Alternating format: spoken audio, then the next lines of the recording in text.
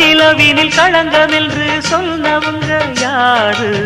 சொன்னவங்க வார்த்தையில உண்மையுண்டா கூறு? சந்திரனும் செய்வதென்று சொன்னவங்க யாரு? கைப்பிறையும் வளப்பிறையும் சந்திரனில் ஏது? தண்ணிக்குள்ளே என்னாலும் தாமரைப்பு நின்றாலும் தண்ணி அதில் ஒட்டாது, உண்மை என்றும் பொய்க்காது. சீர்பழிகள் சொல்லவே ஆள் இருந்தா போதுமே, பட்டினியான போதிலும் பாவம் வந்து சேருமே. காலம் என்கிற தேவன் கையிலே ஆடும் பம்பரம் நாமே.